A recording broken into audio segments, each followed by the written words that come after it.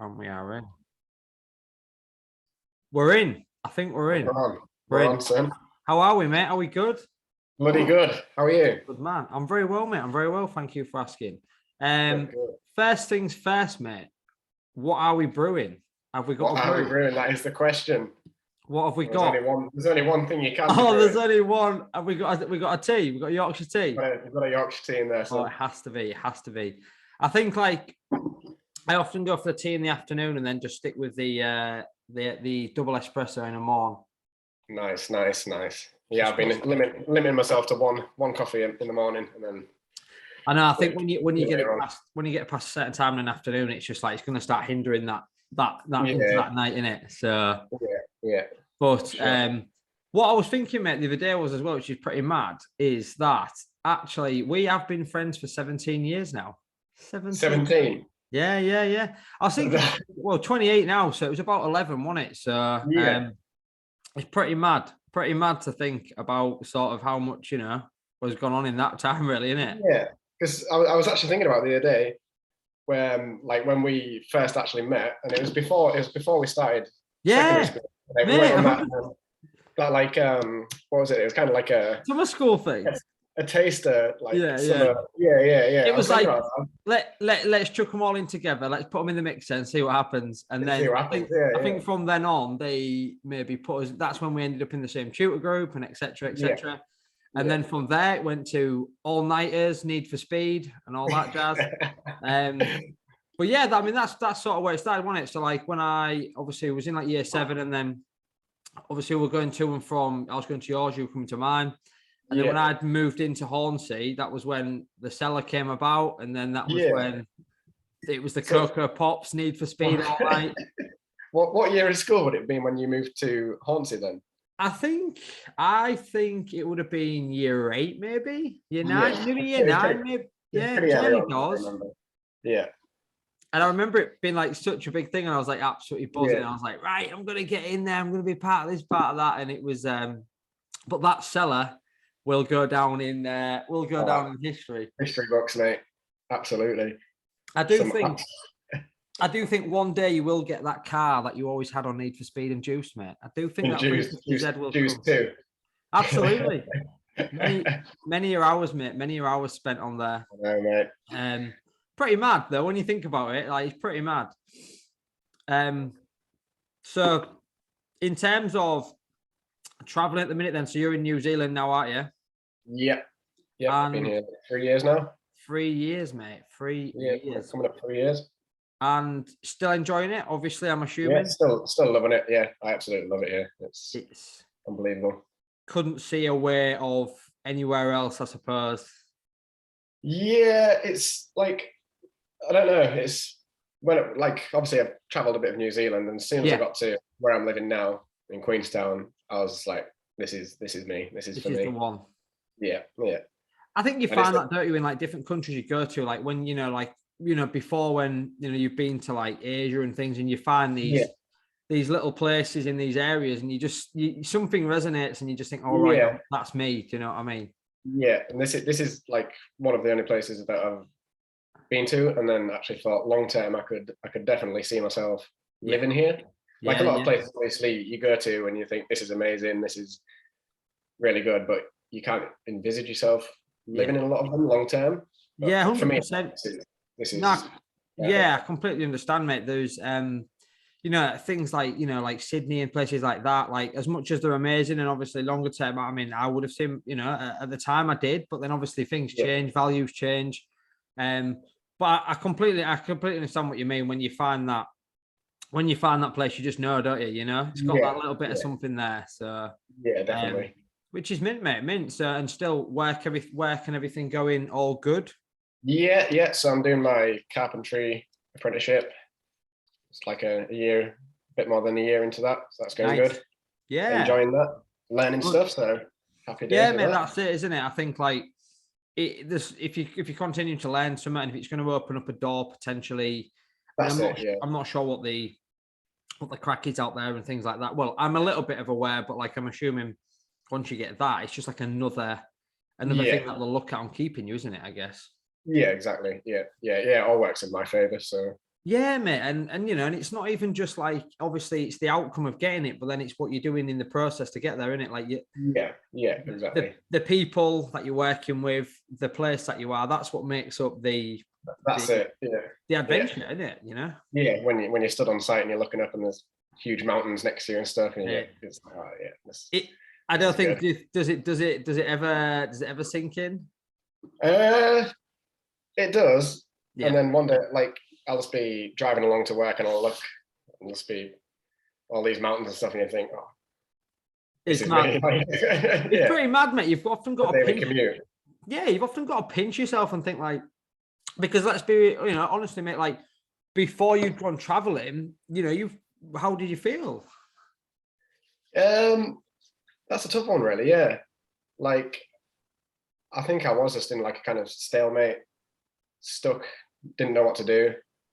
And with work and stuff, I didn't like have any goal. Yeah. And then as soon as I came here and I was doing like a bit of labouring and stuff, and then started helping out with some of the carpenters on site, and then like really enjoyed that. So yeah, mate.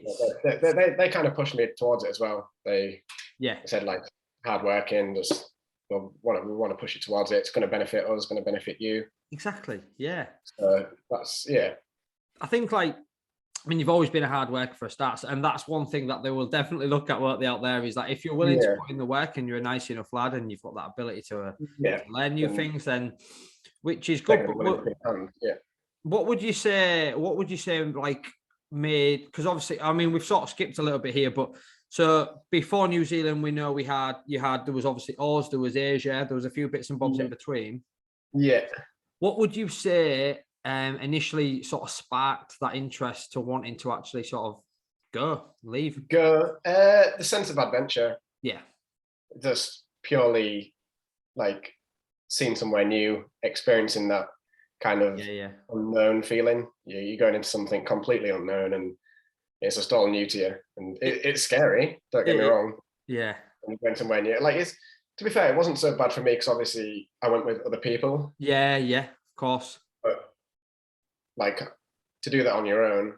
Yeah, I mean, pretty daunting because you went over on your own to Aussie, didn't you? 100%, mate, 100%. And I think, like, because you were one of the main reasons, mate, one of the main inspirations as to why I went, because I was sort of like, I was doing a job in which I enjoyed, but I was everything was a bit stagnant, and like, it was the same thing on a weekend. Like, I was going out, I was getting hammered, I was waking up, I was feeling shit, and then I was just repeating the process and it was just coming, and then get to and I was thinking, there's definitely more. Like, there's something else here. Like, there's got to be. And then once you'd taken that leap, and then, like, obviously I was keeping in touch with you, and I think, like, that you start to see you start to see the little snippets in which you sent me, and I was thinking, do you know what? I want a bit of this. And I think, do you know, mate, that was that inspiration from yourself to just, if it scares you, mate, it's worth doing, isn't it? Do you know what I mean? If it scares you, it's going to benefit you longer term. It's only a plane ride away. Like, if shit goes wrong and you're not enjoying it, then at least you tried. It's better than getting 50 years old and being sat there thinking, fuck, I should have done, mate. And I think the thing is as well is that, like, without knowing that, like, we are sort of led to believe that we should be like, right, we've got to get a job at work 9 till 5, probably not even really enjoy it. Let's get married at 25. Let's pop a kid out, you know, let's have and all this sort of jazz. And I think, like, don't get me wrong, that's fine. But, like, that's what we have always been slammed into. I think from the get-go. It's been drilled in since a young age. That's what generations have done. So you kind of you're following their footsteps. Because, like, when you speak to the older generations, like, you know, like grandparents, whatever, they go, oh, you're going over to that Australia, or you're going over to that Thailand, and you're like, Nana, like, I'm gonna give it a shot. And they're like, why, what's not here? Do you know what I mean? Like, what's wrong with Yorkshire? And I'm like, well, just need to dip my toe elsewhere. Do you know what I mean? Yeah. And the thing is, nothing's wrong with, like, nothing's wrong with where you, like, live. There's nothing wrong with anything and any, you know, to whatever you believe and whatever you value. But I think, like you say, that if you've got that itch, scratch it. Exactly. Well said. I mean, it is, isn't it? It is. It's easy as that. Yeah, it's as simple as that. But what would you say? So you did Thailand and things. You did a bit of Cambodia, didn't you? Where was your sort of favorite hotspot for sort of Southeast Asia, or if we're rolling back the clock? Probably, I like Cambodia. Yeah, I'd say Cambodia was definitely up there. It's just very untouched, I'd say, a lot of it. And Laos was the same. I mean, obviously you've got like the backpacker routes where everybody kind of goes, but once you like go off there a bit and explore the locals and just I definitely enjoyed that. I think it's when you sort of do go off that beaten track and when you start touching base with the locals and stuff like that, that's where you really get a true experience and a representation of that country, I guess, don't you? So yeah, exactly. Yeah, it was quite funny actually when I was in Laos. Obviously it was with my Italian friend, and we just ended up paying these like Lao local guys to take us on this boat down the Mekong. Yeah. And then this other guy came with us who lived in Laos, and he was one that like got us on this trip. He was like, "Oh, my friends will take you down."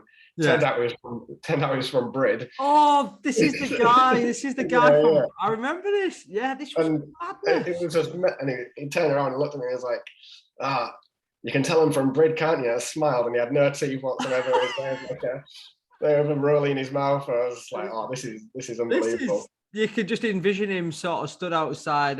Was it Utopia?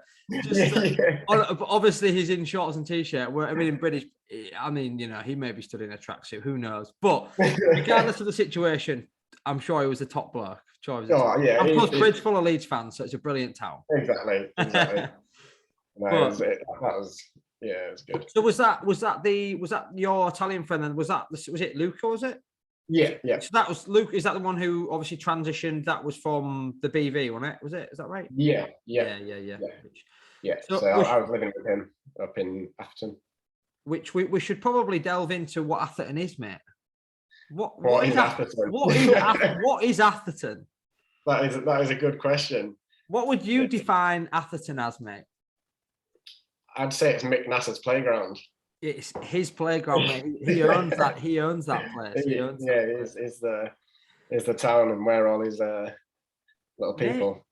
Mate, I'll be honest with you, mate. Without Atherton, wouldn't have met the people I met. Wouldn't have experienced. I wouldn't have done half of the stuff probably that I've done. Yeah, as much as people slag off the farm work part of like traveling in Australia, it was probably up there with the best part of my time. It was people you meet and the things you're doing. It's just a non-stop party, non-stop adventure. Just living to the full. It's madness, mate. Because I remember again, sort of like I was saying to you, I was like, what's this farm work, Jazz? And you were like, so you were giving me these recommendations of what to do and things like that. And you said, "Oh, bananas is where I am, but obviously it's hard work." And I was thinking, this is going to be hard. And then, but you don't realize how taxing on the body and how hard it is mentally to get up every day, whether or not you're humping the bananas off the tree. By humping, we mean picking the bananas off the trees, or whether you're de-suckering. That was like the maintenance, wasn't it? Just chopping down all the unwanted trees and stuff. It's whatever you're doing, it's rain or shine as well. You're in the paddock, rain or shine. It can be torrential monsoon season, and you're out there, shorts and t-shirt, loving it, slipping all over. And as soon as you hear someone give a chahu or something, all at once start. There's just no care in the world, mate. Either like you may like step in and there's a brown snake, or just watch him. I'm thinking at home I'm stepping down and there's a rat in the corner and I'm running. Do you know what I mean? And there's a great big brown snake just round by your feet. But deadly snake around and just looking down under there. Well, they're casual about it. They're just like, do you know what? No worries, we'll just move him on, or we'll just leave him there. Thinking, leave him there. I've got like around him, start disturbing. Yeah, it's crazy. But I think all being said, like I agree with you what you say. Farm work was probably up there with probably one of the better experiences. Like it's the people you meet and everything. It's I mean, would you say you're still in contact with half the people that you'd met on the farm? Yeah. I'm still in contact with quite a lot. In fact, one of my mates that I met there, he came down. He's living up in Auckland now. He's from Auckland, Oh yeah. He came down for a visit a couple of weeks back. All right, yeah. So yeah, it was good to have a catch up with him. He brought his mates down and went out for a few beers. Yeah. He's a big Simone guy, so Oh, tried keeping up on the beers with him. It didn't end no well. chance. No, I know.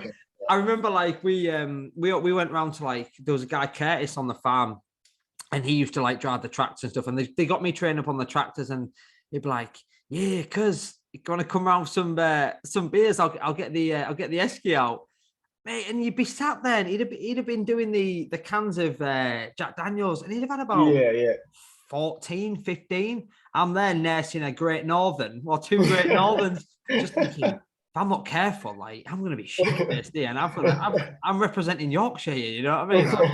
I've got to stay up with these. But all being said, it was you say it's a fantastic place, isn't it? Really good. Yeah.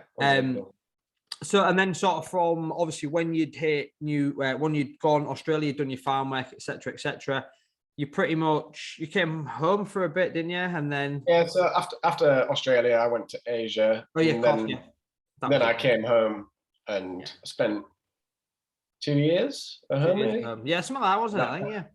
That was too long. Like that was a year and year and 351 days too long.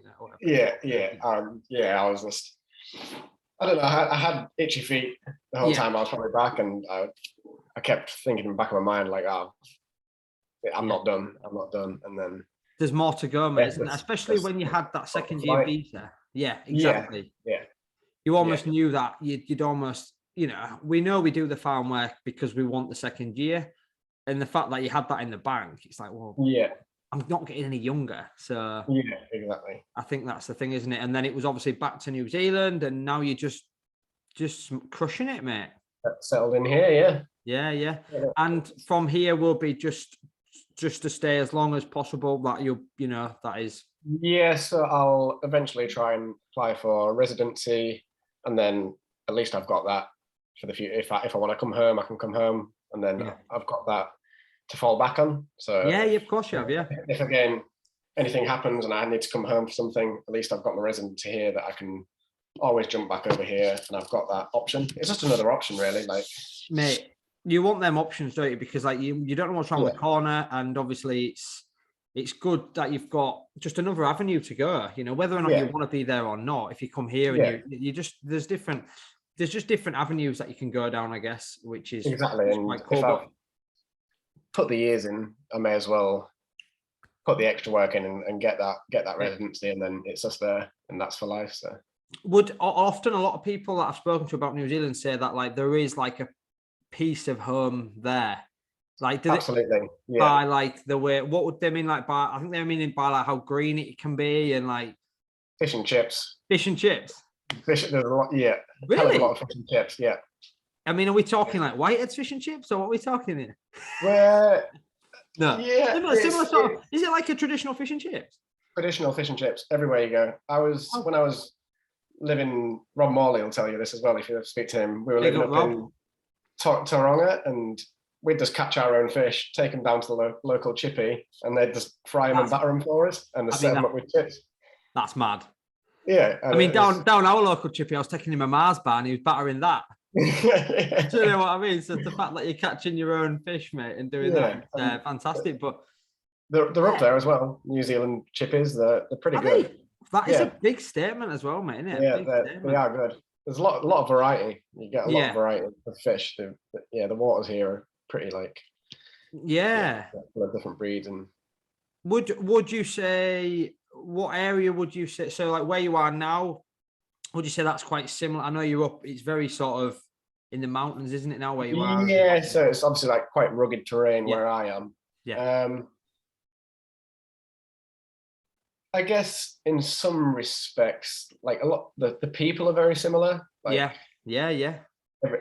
Obviously, a lot of people originate from the UK, so you've kind of got that like generational. But it's obviously the scenery here is just vast and like on steroids compared to, it's kind of like the Lake District. But I can relate to that. Yeah, which is nice. Yeah. And you've been capitalizing on that by doing some sort of like hiking and stuff like that. And yeah, I mean, so when did that come about then? Like, I mean, was that just something you kicked off doing? And I mean, when we first came here, we were doing like obviously the road trip and stuff, making our way down to Queenstown, where I am now. And obviously you see like all these walks and you think, get into that, do a few walks and stuff. Then when I got down here, there's again, it's a sense of adventure. You go out into the hills, there's no one there, you're in the middle of nowhere, and you've got all this beautiful scenery. It's just, I guess it's that like that feeling as well that brings you, like you're almost there at the bottom thinking, right, but then it's that sense of accomplishment, isn't it? That when before you do it, you get up there, them endorphins start to come out. And when you sit on top of a peak and just looking around, it's you can't beat it. And I think like I know there's a few studies out there, I believe, that are sort of saying like, but the power of like being in like around that area, like around the woodlands, around the green, like it's just so good for your mental health in general. And I think like if you can surround yourself with that fresh air, and anything it's easy to say like, I'm gonna do one, but you've just got to do it, haven't you? To experience it. That's the same as this morning. It was me and the missus were sat on the sofa. It's like, lazy Saturday, couldn't bother doing anything, and then forced ourselves to go out for a run just around the lake. Came home feeling 100 times better, and it really does. You just got to get yourself off that sofa and get yourself out there. It's madness, mate, isn't it? Like, I think like you said, we know the benefits of physical exercise on the body, but obviously the mental benefits for me probably outweigh like what comes aesthetically with it. Like, don't get me wrong, we know lifting weights is good for you. We know training the heart, through different activities is good. But for me, it's all right having big biceps, but if you've got it right in here, then you're winning, aren't you? Yeah, exactly. That's it. I think like that's I feel that's what most people do it for as well. Like obviously, it is to look good. It is to like achieve goals and stuff, but it's the journey and isn't it? The mental state that it brings you that is the real reward. Yeah, there's definitely more to it, isn't there? Like I think we are all driven by the outcome when we do things like when we do training and things like, I'll often say this to clients, like in the consultation, I'll say, what is the motivation behind wanting to lose X amount of weight? And they'll say, well, because I'm sort of the big one out my friends. I'm like, but are you doing that are you doing that for you? Like, are you just focusing so much on the outcome? Why really do you want to get to there? Yeah, do you know what I mean? Strip it back and get it to the core. More often than not, there's more to it, 100%. It's almost a case of feeling more comfortable naked. It's almost a case of like just being in control in your own mind. Like, because I think, if you get in control of your mind, then you're going to get in control of what's going on outside, aren't you, essentially? Yeah. And exactly. I mean, I know that's like tangent a little bit away from exercise, but I mean, truly that's what it is, isn't it? Like, when it comes down to things. I feel like it's an escape for a lot of people as well. Yeah. Like when you're in the gym or you're out running, it's a mental break from all the fuss of the world, like how noisy and busy it is now. You can just put your headphones in if you want to listen to music or a podcast and just kind of relax.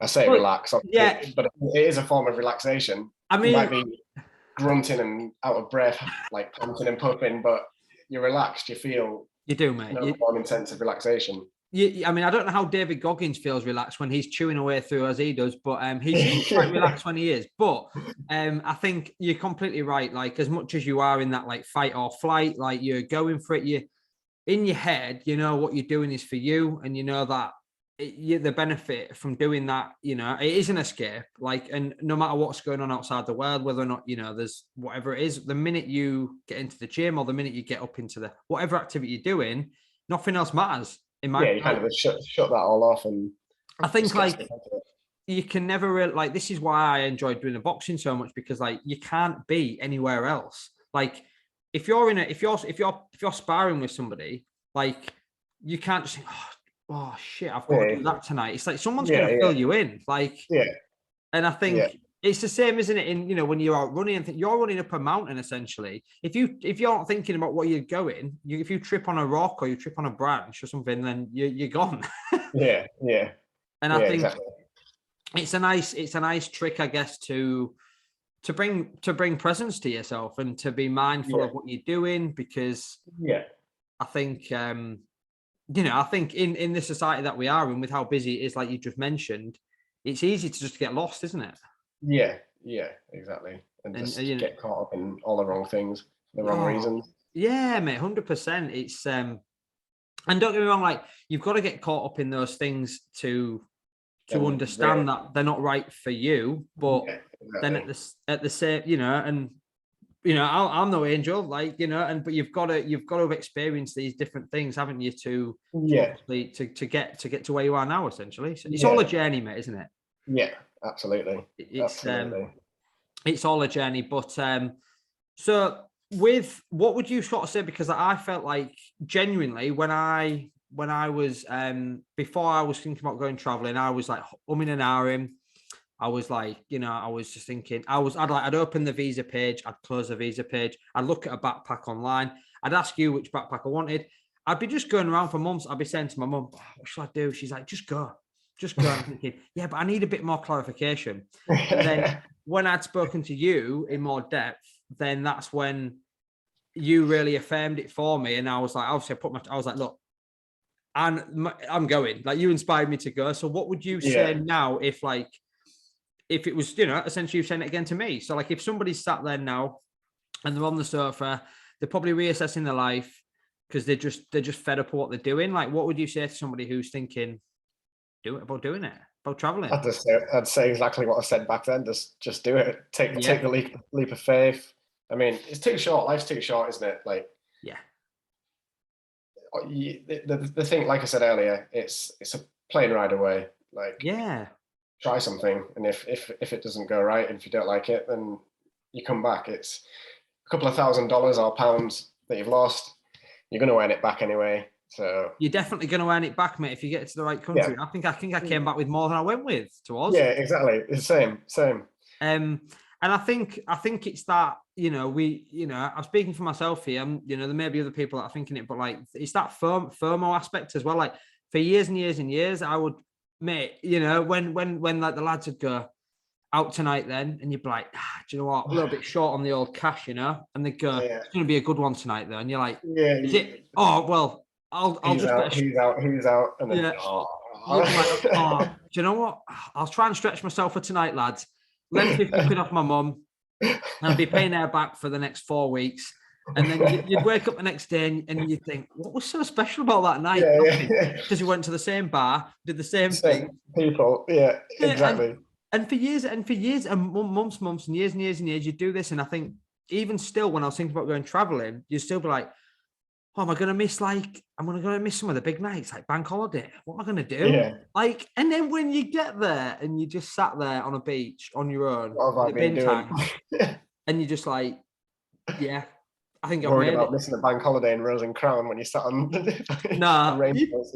You're just not, mate. You're just not worried about it. And I think, like, as we mentioned before, you know, it's going to be scary, isn't it? Like, it is terrifying. You are essentially packing a bag or a suitcase, however you want to go.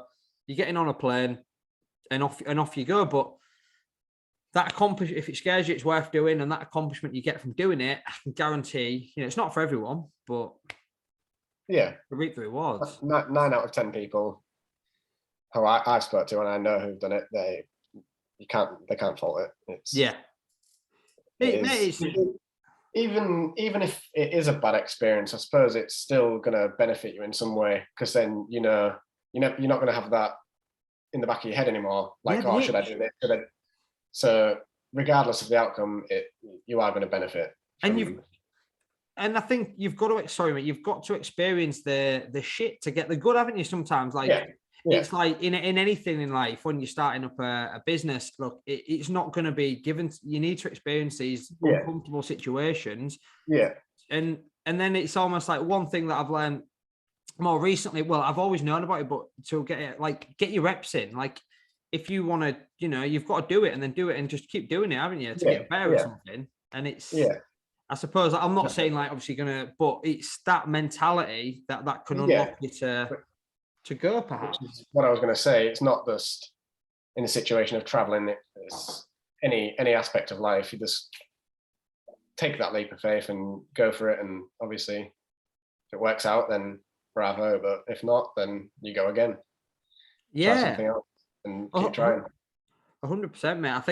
I think you know a lot of people will probably take some value from that, because I think I did, you know, and I think sometimes you just need to hear it from somebody obviously who's out there experiencing it, who has experienced it as well. Yeah. Because you know, and we're free, we're allowed to, you know, well, I say we're allowed. You've got that ability now to go off and do the traveling, because let's be honest, I halted for 2 years, so it's just crack on, you know. Yeah, it's but no, that was good, mate. It was good. Have you got much on for it's the evening now where you are, am I right? Yeah, it's 10 to 8 on Saturday night, and I'll be doing nothing now, mate. Nothing now. But look, I mean, how Saturdays have changed. Yeah, I've just been to the shop and I've got a few beers in the fridge. Might just have a couple of cans of pale ale or something, but absolutely nothing wild. I'll be back out running tomorrow, I guess. So. And what is it that, I mean, do you think, like, even if you're not motivated to run, what you're relying on, it's going to be discipline, isn't it? It's just thinking about which is and obviously enjoyment as well. Yeah, that's it. That's it. Like for me with running, I guess it's like the same reason to do the hiking. Like the missus, she can just run around the neighborhood and do that fine. Whereas me, I like the sense of adventure. It's like a hike, but in half the time. I don't have to spend a full day out in the hills. I can just run out, spend half a morning there, do that, and then be home. Mate, you've got to be insanely fit. I'm going to be honest with you. To like do that, like it's what's the footwear situation with that? Like, is it just like? Yeah, I've got some like trail running shoes. They're very minimalist. Like hybrid sort of. It's just like a all-terrain. They're good for hiking. I've done. Yeah. I don't know how many kilometers in them. Well, they're falling apart now, but they're just a running shoe. But these are the ones I've got have got no cushioning whatsoever, and that just allows you to feel the terrain under your feet a lot more, and you can just react to what's under your feet, I guess. Yeah, I've got some cushioned ones as well, and I'll just use them for when I'm doing a short run. I have to work around the street, but you can tell as soon as you go onto any other type of terrain in them, your feet don't know what they're doing. Yeah, stand on a rock and you're slipping all over the place and stuff. It's pretty dangerous when you think. It's mad, really, to think about it. But again, it's another activity. There's not one activity for, you know. It's whatever suits the individual, doesn't it? Whatever you enjoy the most, do it. And I think, like, we always think, when people always say, do you remember the whole thing? You've got to bench press to grow a chest. You've got to go running to get fit. And it's like, come on, like, there's more than one way to do things, isn't there? Do you know? So there's a lot of things you can do. But mate, long way that continue with the running. It sounds pretty good. Yeah, no, I'm enjoying it. I've got one question for you. Yes. What made you want to start this podcast? What made me want to start this podcast? That is a brilliant question, mate. And I think it's one for a while what I was thinking. I've been thinking about doing it for a while, because I think, like, I generally just enjoy talking. Like, I enjoy sort of getting into people's minds and sort of trying to learn and understand about who they are, how they go about life. And, like, I mean, obviously with yourself, I've known you for a long time. And, like, but, like, we've done these chats many a times before, but obviously I just used to ring you up and we'd go, but we'd end up being on the phone, mate, for over 60 minutes. And, like, sometimes I come away from that call, I'm like, that was mega. Like, that was perhaps there. I mean, as much as that was for me and you, and it was a catch up, there might be a little golden nugget in there, might be able to help somebody, you know? So, and I think, you know, from the background I'm in with work, obviously with coaching, I think helping is my bread and butter. Like, I want to help people. So, and I like to talk. So if I put them together. Essentially with your work, it's not just a fitness coach, really, is it? like you're taking on a lot more than just someone's fitness goals. It's life goals and life coaching and helping people with mental issue, like mental health, and you're trying to make people happy, essentially, aren't you? I mean, 100%. Like, there's this big perception around sort of coaching and personal training, whichever you want to sort of define it as, but like that it's just the sets and the reps and things like that. And honestly, you could not be more wrong. Like what goes on behind the closed doors, like what you speak to about the clients, like, you know, somebody may come in, they may have had a massive row with their partner. Like, you're not just, and then you've got to have that power, that emotional intelligence to deviate from the plan. You can't just say, if somebody comes into you and they are stressed, they've had a massive row with a partner, the kids are playing up, you're not going to say, right, today we're going to be doing heavy barbell squats. You're just not. You're going to get some punch. You're going to get some gloves out. You're going to listen to how they're feeling, and you're going to let them hit some pads. Do you know what I mean? Like and I think I'll be honest with you, like the exercise is super important and the nutrition's important, but it's a lot of it is outside of that, mate. 100%. I guess going back to what we said earlier as well about like this relaxation when you're working out, I guess it does bring people's stress levels down, and then they become vulnerable and want to talk about their issues. And that's when you take it all on. Yeah, like when, you know, I think this is interesting because like when I've gone out, when you are in that mindset, that's when your things do start to come out. Like, you know, when you've been out running and if like me and you went out for a run, and like when you start to go through the gears, like things do start to spill out naturally. And I think there must be something there in the body that, I know we talk about endorphins, but like, and it is because you think this individual, this could be their only hour or 2 hours per week that they're for them. Like, you know, if they're a care worker, they're a mother of 3 or a father of 3 or whatever, and like the only time they've got to themselves is 60 minutes with Josh. Like, that's got to be their best 60 minutes of the week, because if not, you know, like that's what it's about. If you want to make that person come to me and leave with how they want to feel, more energy, happier, like they've just de-stressed essentially. So I think, you're completely right, mate, in what you're saying. I think you start to relax on into that environment, and that's when the things start to flow out and things like that. But mate, I would say the answer to the first question, yes, I would say helping people and talking are probably my 2 favorite things to do. So if I put them together, then I think I mean, look, I don't know what's going to happen with this. I just like to talk, you know, to talk, to help, to see, who knows. But it's a hobby at the end of the day. And then you're right in what you're saying with the second question as well. There's much more to it than just sets and reps and just squats and deadlifts, essentially. But mate, I think that's a fantastic way to round us off, mate. In fairness, I think I really do appreciate you taking the time out of your Saturday evening, mate. I know it's been my busy, fun-packed Saturday evening. Mate, our diaries are finally aligned, because let's be honest, mate, we've been trying to get this in for a few weeks now. And when I was sort of talking to Elle about it, like about wanting to do a podcast and stuff, and she was like, "Who's your first guest going to be?" And I was like, "There's going to be one guy in there, you know, like from the day one." So I appreciate that. I definitely do. Mate, honestly, I appreciate you coming on. It's been a blast, mate. It's been a blast, and long may it continue. I was going to say the same, mate. Oh, there we go. Great mind. Well, I hope you have a brilliant rest of your weekend, mate. Again, thank you for coming on. Send my regards to the missus and everybody else and all that jazz. And I will speak to you soon, mate. Same to you, mate. And say hi to Kaz and Elle for me. Oh, Kaz is just in bed now, probably with a hangover. But yeah. Okay, nice and hangover. She was out last night on the beers. All right, buddy. Take care, mate. Catch you later. See you, bud.